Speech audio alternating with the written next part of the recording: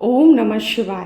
Hello दोस्तों, आपका स्वागत है हमारे चैनल भक्ति कथा संग्रह में।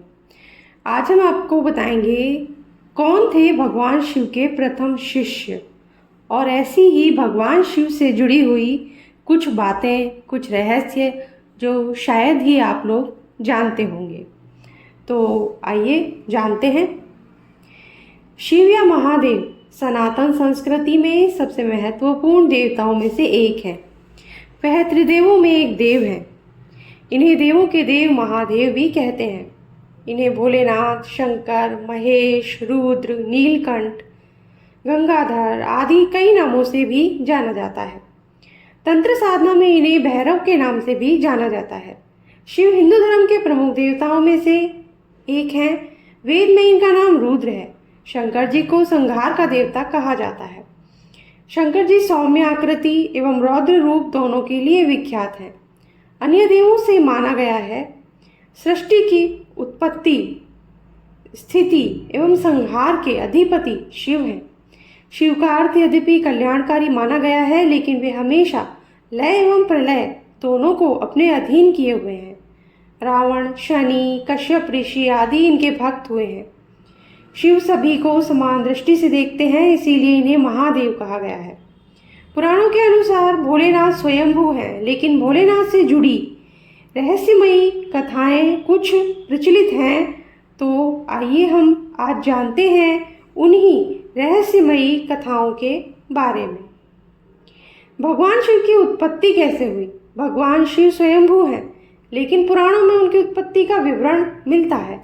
विष्णु पुराण के अनुसार जहाँ भगवान विष्णु ब्रह्मा जी की नाभि से उत्पन्न हुए, वहीं शिव विष्णु जी के माथे के तेज से उत्पन्न हुए, ऐसा उल्लेख मिलता है।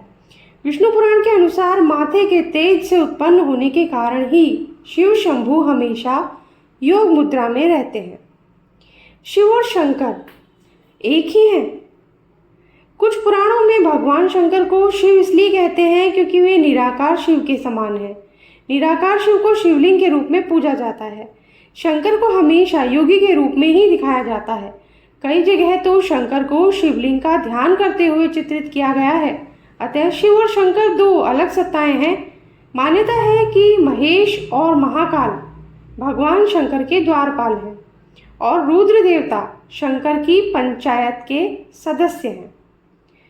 भगवान शिव से हुई असुरों की उत्पत्ति। पुराणों के अनुसार जालंधर नामक राक्षस की उत्पत्ति भगवान शंकर के तेज से हुई थी, इसीलिए जालंधर को भगवान शिव का एक अंश माना जाता है।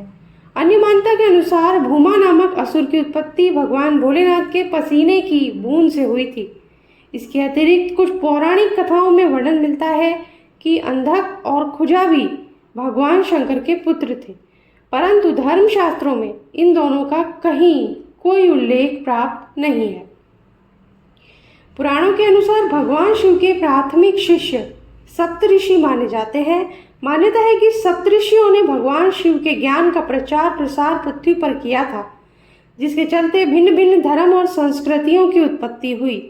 मान्यता है कि भगवान शिव ने ही गुरु शिष्य की परंपरा का आरंभ किया था।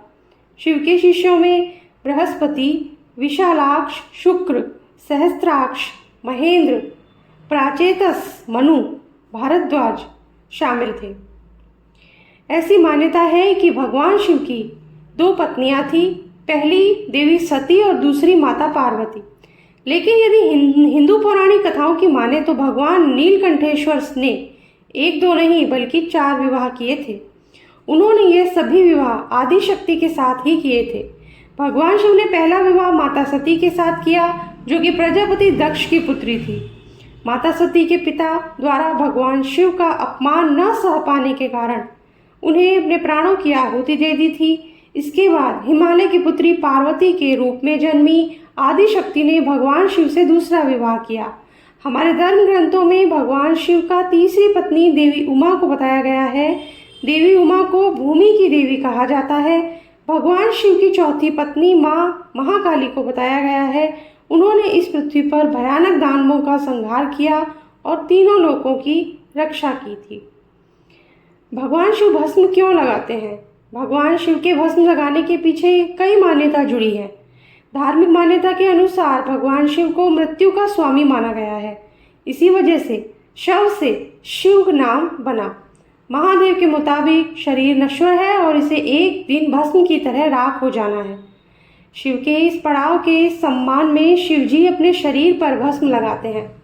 एक अन्य कथा के अनुसार जब देवी सती ने क्रोध में आकर खुद को अग्नि के हवाले कर दिया था, उस वक्त भगवान शंकर उनका शव लेकर धरती से आकाश तक हर जगह घूमे थे। विष्णु जी ने उनकी यह दशा देखी नहीं गई और उन्होंने माता सती के शव को छूकर भस्म में तब्दील कर दिया। अपने हाथों में भस्म देखकर शिवजी और परेशान हो गए और सती की याद में वो राख अपने शरीर पर लगा ली। भगवान शिव हर युग में उपस्थित रहते हैं।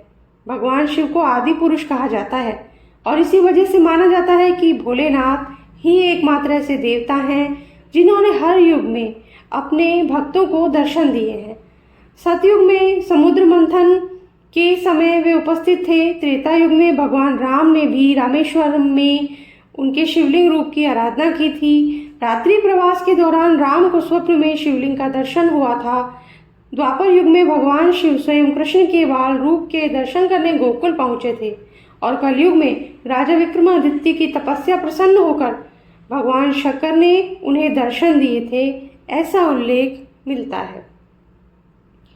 तो इसी के साथ हमारा आज का वीडियो हम समाप्त करते हैं। अगर आपको अच्छा लगा हो तो लाइक कर दीजिए, कमेंट बॉक्स में ओम नमः शिवाय लिख दीजिए और अगर हमसे कोई त्रुटि हो गई हो तो माफ़ कीजिएगा।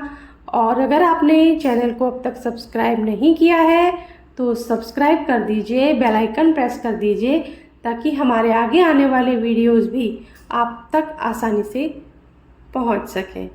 Thank you. जय भोलेनाथ।